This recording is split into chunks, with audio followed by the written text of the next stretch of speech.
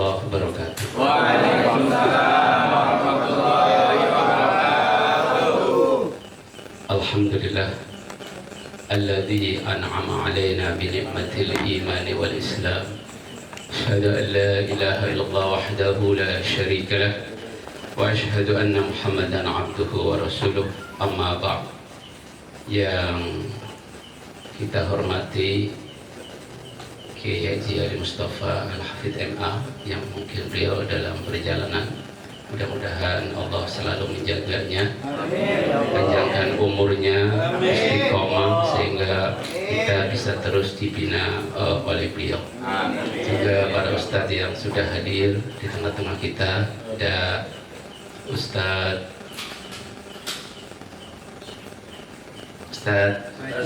Basi Ali, ya Allah, blank. Kemudian Ustadz Imam, Ustadz Godar, Ustadz Basir, dan juga ustadz-ustadz yang lain, kameramen, para jamaah sekalian, dan rasa hormat yang sedalam-dalamnya pada saudara-saudara kami dari Kalisari. Mudah-mudahan hadirnya kita malam ini mendapatkan ridho dari Allah Subhanahu wa Ta'ala. Pertama-tama marilah kita panjatkan puji syukur kehadirat Allah Subhanahu wa Ta'ala yang telah melimpahkan berbagai rahmat, karunia serta anugerahnya, sehingga malam ini kita diketuk hatinya oleh Allah untuk hadir ke Majlis Ta'lim PPH. Salawat teriring salam semoga Allah selalu limpahkan pada baginda Rasulullah Sallallahu Alaihi Wasallam, Rasul terakhir yang merupakan suri toladan untuk kita semua. Jamaah sekalian yang dimuliakan oleh Allah, dalam sebuah hadis Rasulullah Sallallahu Alaihi Wasallam disebutkan, "Bada al-Islamu ghariban, fasayautu ghariban kama bada'a." Islam pertama kali datang itu aneh, dan pada akhirnya akan kembali aneh. Jadi ketika Islam datang di awal itu, di masyarakat jahiliyah Arab itu begitu anehnya, karena begitu sempurnanya ajaran itu, dan di akhir zaman kembali dianggap aneh. Jamaah sekalian yang dimuliakan oleh Allah, orang-orang yang mengikuti ajaran itu pun baik di awal termasuk di akhir zaman ini akan dianggap aneh. Dan ciri dari orang-orang yang dianggap aneh, yang dianggap asing adalah yang pertama, alladzina yuslihuna idza fasadan nas. Mereka adalah orang-orang yang berbuat baik ketika kebanyakan orang berbuat kerusakan, ya. Jadi ketika yang lain korupsi, dia lurus pada jalannya. Ketika yang lain rame-rame datang ke tempat yang tidak baik, dia tetap istiqomah di jalannya. Pokoknya ya, sekarang kita merasakan betul ya, orang-orang yang lurus dianggap aneh. Jamaah sekalian yang dimuliakan oleh Allah, mudah-mudahan kita termasuk orang yang aneh atau yang asing dalam arti istiqomah di jalan Allah Subhanahu wa Ta'ala. Kemudian yang kedua adalah alladzina yaziduna id naqasan nas. Mereka adalah orang-orang yang menambah kebaikan ketika kebanyakan orang menguranginya. Artinya ketika orang lain cuek, tidak peduli pada hal-hal yang baik, kelompok ini adalah kelompok yang istiqomah, kemudian selalu dalam kebaikan, walaupun di lingkungannya ya itu tadi tetap ya. Ketika yang lain dengan enteng, dengan tidak beban menandatangani SPJ palsu atau menuliskan kwitansi yang harusnya 10 juta menjadi 15 juta, dia tidak mau melakukan itu biasanya akan dianggap aneh ya. Jadi berat ya, memang berat. Kemudian yang ketiga, alladzina yuhyuna sunnati ba'dama amatahan nas. Yang ketiga adalah orang-orang yang menghidupkan sunnahku, kata Nabi, setelah sunnah itu dimatikan. Di antara sunnah itu adalah termasuk akhlakul karimah, ya, akhlak Rasulullah yang betul-betul harusnya menjadi pegangan kita. Jamaah sekalian yang dimuliakan oleh Allah, jadi ketika kebanyakan orang mematikan sunnah Rasulullah, kemudian ada orang-orang yang mencoba menghidupkannya, maka akan dianggap aneh.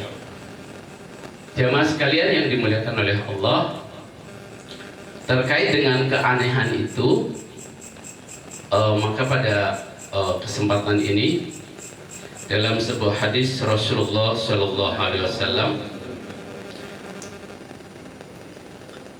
beliau menyampaikan kepada Uqbah, seorang sahabat, "Ya Uqbah, wahai Uqbah, ala ukhbiruka, maukah aku kabarkan kepadamu, maukah aku beritakan kepadamu, maukah aku informasikan kepadamu bi afdhali akhlaqi ahli dunya wal akhirah, tentang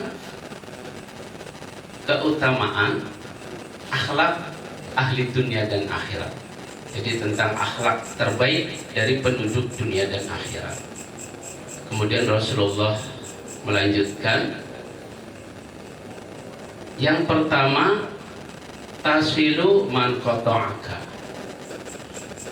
Jadi menyambungkan tali silaturahmi pada orang yang memutuskan padamu. Jadi kalau kita menyambungkan tali silaturahmi pada orang yang care, ya, peduli, mungkin mudah. Tapi ini kita menyambungkan pada orang yang tidak mau, ya. Jadi menyambungkan tali silaturahmi yang memutuskan silaturahmi kepada kita. Ini butuh perjuangan. Jemaah sekalian yang dimuliakan oleh Allah, karena pentingnya tali silaturahmi ini, sehingga di dalam hadis lain disebutkan, la yadkhulul jannah qati', tidak akan masuk surga orang yang memutuskan tali silaturahim. Selamat datang pada guru kita Kiai Haji Ali Mustafa Ahmad MA.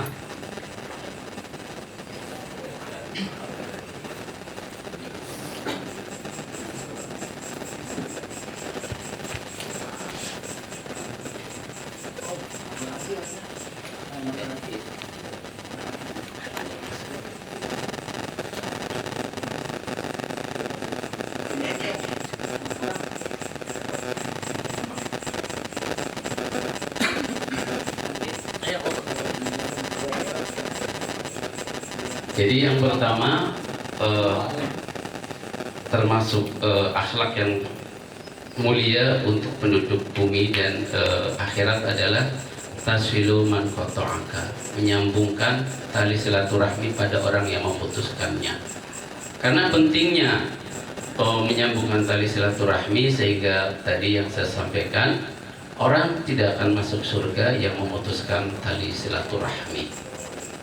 Dalam hadis lain disebutkan, la yahillu li muslimin ayyahjura akhahu, tidak dihalalkan, tidak diperbolehkan bagi seorang muslim memboikot saudaranya sesama muslim, mendiamkan saudaranya sesama muslim, atau mengacuhkan saudaranya sesama muslim fauqa thalas, lebih dari 3 hari.